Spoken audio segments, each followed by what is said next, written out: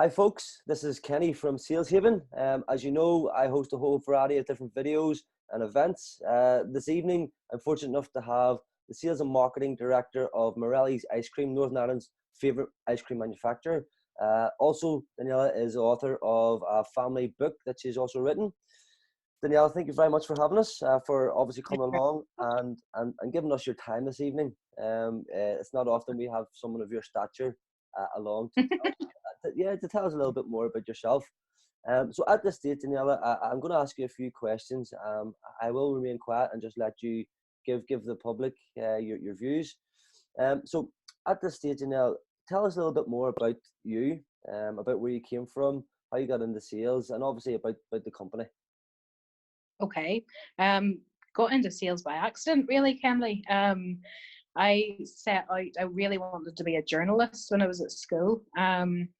That's where my focus sort of was, but very quickly found out I kind of didn't think I was thick-skinned enough to follow it.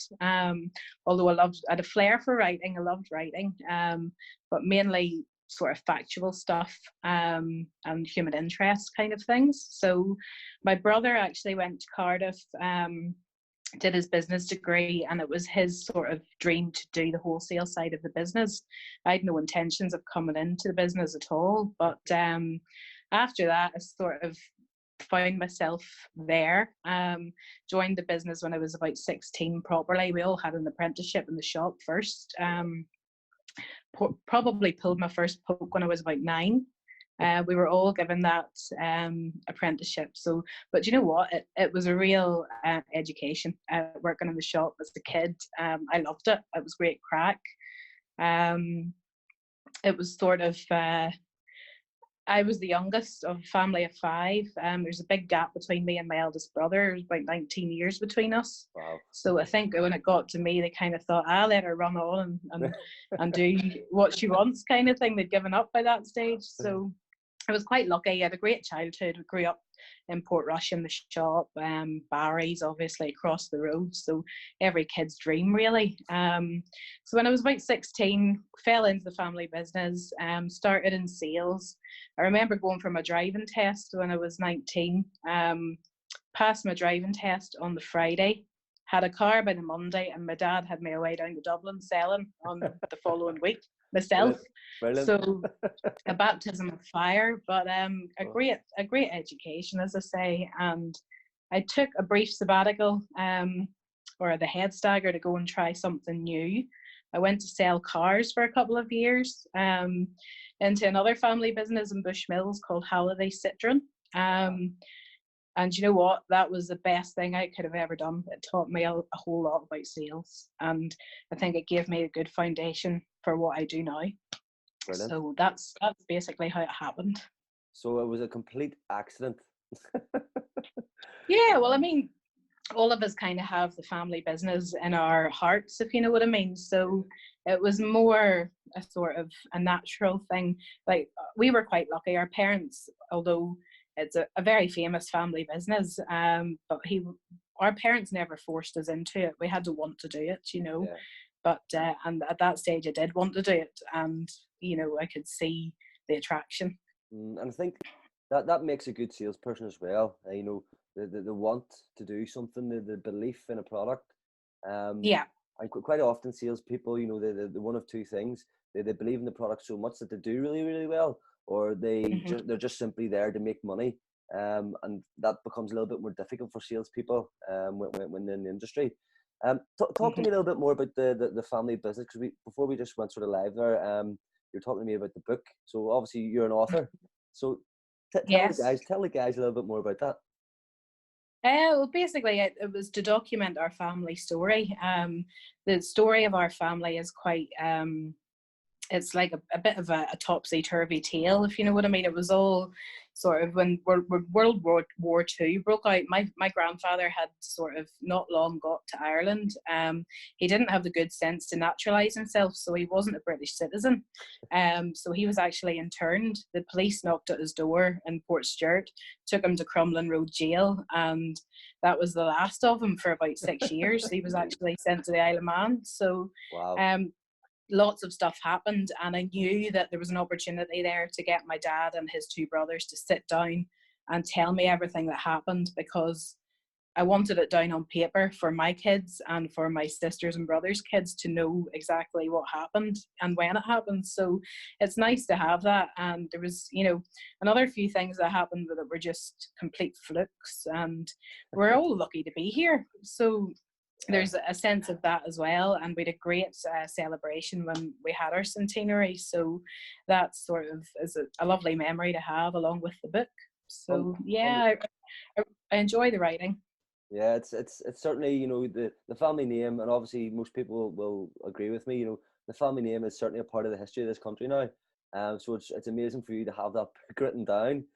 Is the book available for sale? Is it, what yeah, is it? I think it's still on Amazon. We have a few copies ourselves. We sell them in the shop in Portrush as well. So yeah, there's still a bit of interest in it, but I didn't do it for the sales. I just did it for myself. And it's there down on paper, and that was the main thing. That was the main objective of it. So I'm just pleased. It was actually in #1 in Waterstones for a while. So Beautiful. that was a bit surreal to see your book on the shelf and everything. It was really good. I'll certainly be purchasing my copy, because, like I said, it's part of the history of this country, So it's certainly a privilege to have someone like yourself on this with me. So moving on, I'd like to know a little bit more about, obviously, your sales sort of acumen, and what you sort of think about sales. So tell me a little bit more about the sort of challenges that you would face in when you're doing sales, or that you faced over the years, and how you've maybe sort of overcome them. Particularly in the industry, the food industry is quite a fast moving industry. Things change and pivot, and you're innovating. I've seen quite a lot of things recently where the company's been innovating in new flavors, new products. So talk to me a little bit more about the challenges of maybe bringing those new products to market. Okay. Well, the consumer is obviously a lot more discerning than they used to be. Although I don't know if you saw on LinkedIn today, I just published our top 10 flavors for this year, and those are quite traditional. So we can sit and we can do all the research and development and make all the fancy new flavors that we like. But at the end of the day, it's your double cream vanilla, it's your honeycomb, and all the traditional flavors that people here still continue to buy and enjoy. So there's still, yes, there's an appetite for new things, and we do our vegan range, we do diabetic ice cream, we do all of that, but it's still those popular flavors that sell the most. So, yes, we like to be innovative, but at the end of the day, we have to be true to our roots as well and know what the consumer wants. That's very important. But yeah, I mean, the food industry is a tricky one, but the ice cream industry is an even trickier than that, again, because we're very lucky here in Northern Ireland. The standard of the product is so high. We're friends with mods, we're friends with all of the other producers, which is really nice. It's a friendly and a competitive market, but I think that's a tough one too, because there is so much competition. The quality is superb of our ice cream here. But what sets us apart really would be the Italian aspect to our ice cream. So we still use an Italian recipe, but the difference is we use Irish dairy ingredients, which are, in our opinion, the best in the world. So that sort of gives us a unique story to start with. And a good foundation, and the name as well. Everybody knows the name and kind of knows there's a bit of a story behind us. And obviously, you mentioned Morellis, you think of ice cream. So I'm really lucky in that I never have to do a really hard sell. It's more developing a relationship, talking to people about what we do, the service that we offer, and sort of cementing that bond with a customer. We're very lucky in that we're reactive to inquiries a lot of the time. So I wouldn't have to go and spend a whole winter cold calling, which is really nice. It's a nice position to be in, but it doesn't make us complacent either. We obviously are hungry to grow the business and get more sales, but we're very lucky that we sell a lovely product. It's not a hard product to sell. Yeah, and it's things like, you mentioned the vegan, obviously with the fads, there's all these fads and trends that come and go. But like I said, the traditional ice cream, is here forever. It never disappears, Yeah. which is a beautiful thing. But when Yeah. you're looking at these new products, and there's a lot of companies out there bringing out new products, innovating, trying to attack new markets, trying to break new markets. How do you come up against that? What's, for example, the vegan range? Obviously, you've Hmm. innovated, you've followed a trend. What's sort of been the main challenge in trying to get that in, and how have you sort of managed that in terms of a sales aspect? The vegan ice cream was a nightmare, actually. It took us maybe between 8 and 9 months to get that recipe right. We did a lot of trials, and we did a lot of going to Tesco's and buying all of the different vegan ice creams out there. And there's a lot of good ones, but there was a lot of terrible ones as well. And we knew that we wanted to feel and taste like ice cream. So that was the most difficult part. We wanted somebody, with an intolerance or an allergy or a specific dietary requirement to come to our shop, enjoy an ice cream like the rest of their family were, and not feel like they had to be eating something different. So we spent a lot of time on that, and we're really pleased with the results of it. It's not breaking any records sales wise, but it is definitely nice to have the option for people that can't enjoy normal ice cream. So what I would say there, and what I've picked up on, just from the challenge, so the challenge in getting that Hmm. product out there, what you've actually did, you've overcome the challenge by just caring about the customer.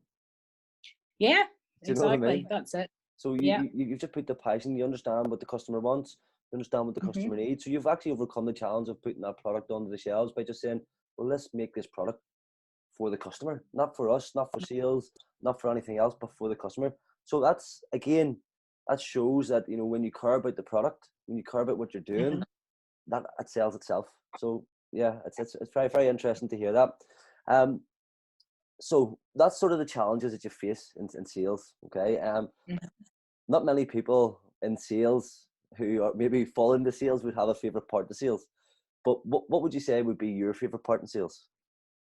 My favorite part in sales is definitely getting out there and meeting some of the weird and wonderful people of our wee country, because there are, you know what, nothing surprises me now. I mean, I've been doing this for a long time, and you definitely meet some characters when you're out there on the road. And I mean, when my dad was alive, he loved nothing more than coming with me on sales calls. He was a real people person too, and I think I've kind of inherited his love of that. It's more getting to know the person and developing that wee relationship with them, where they're contacting you for your experience in the industry, and they take that on board most of the time. Sometimes they don't, they want to go ahead and do their own thing. But do you know what, it's just the getting out there and the meeting people. That's my favorite part of the job. Yeah, I like the peace and quiet of the car as well. I like traveling around on my own. It's the only place I get peace, Yeah. so it's good. Yeah.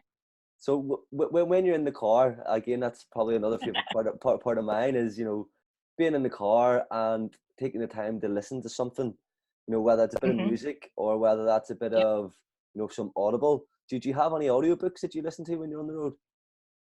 No, not audiobooks as such, but I like catching up with my friends. I would give them a call on the road, obviously hands free. Yeah. Never miss Popmaster. I always try and be in the car for Popmaster. Sometimes I do really awful, but I tend to do really well when there's nobody else around. So that's quite good. Good, good. I love it. I love it. I love it. So finally, we're going to sort of wrap this up. Keep it nice and short and sweet for the listeners. Um, give us 3 top tips that salespeople can use. Now, I know I'm putting you on the spot, Okay. but 3 top tips that you think that salespeople could use on a daily basis. Okay. Number one, without a doubt, is just be yourself. I know it's a cliche, really, but people just want you to be honest, I think. And if you're just yourself, then you're not putting on a show for anybody, and people tend to, they'll suss you out if you're faking it anyway. So just don't fake it. Be yourself. Don't be a dick. Okay, cool. Second tip. Second tip, never assume anything. You can't assume that somebody is this, that, or the other, especially these days. I've put my foot in it several times. I've learned the hard way.